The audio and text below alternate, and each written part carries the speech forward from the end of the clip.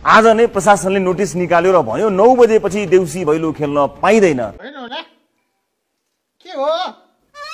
तिहारमा नखेलेको देउसी भैलो कहिले खेल्ने? तिहारमा देउसी नखेले, फागु पूर्णिमामा रङ नखेले के लुडो बाघचाल चेस खेल्ने? एउटा छाता पसलेसँग एउटा रमाइलो प्रसंग सुनाउँछु। एउटा छाता पसलेसँग छाता किनेपछि ग्राहकले सोधेछ, साउजी यो छाता कति टिक्छ? साउजीले भनेछन्, घाम र पानीबाट जोगाउनुहोस्, जिन्दगीभरि टिक्छ। सुरक्षा निकाय त्यो छाता पसले जस्तो हुनु भएन, हो कि होइन? ए भन भन भाइ हो, देउसीले पनि मैले नै भनौ।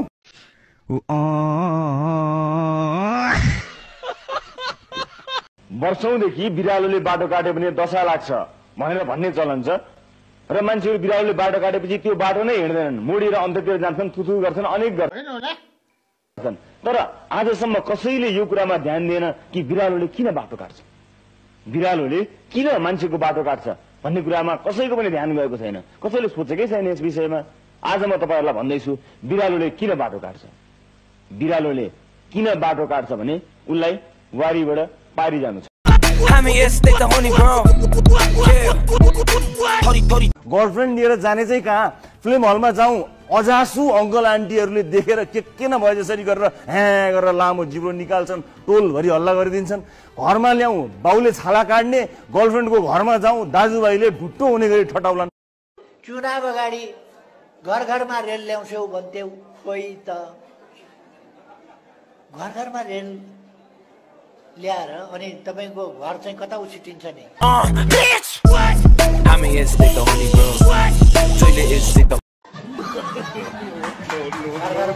कैसे कैसे लोग रहते हैं यार यहाँ पर।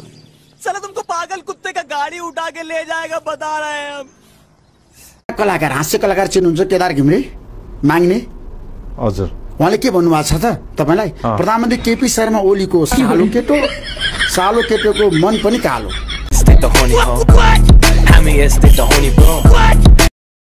तपाईको मन पनि कालो छ, लोड सेडिङ गरिदिनु पर्यो।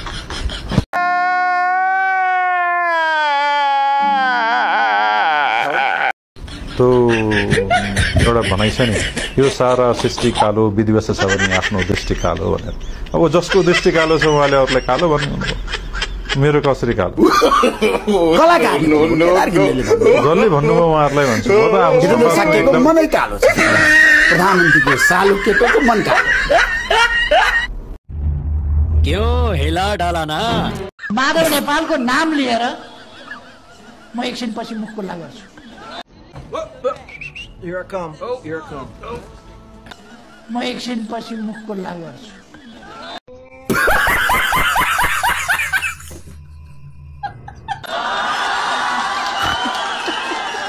देशको नाम किन लिनु? देशका खोला नाम होइन होला। के हो? केपीओलीको यो प्रवृत्ति अत्यन्तै असभ्य, अनसिभिलाइज्ड र गलत छ।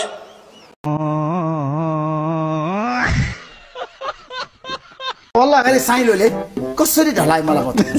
क्या बोला तूने? शान्ताजी, पल्ला गरे साइलोले तपाईँलाई कसरी ढलाए?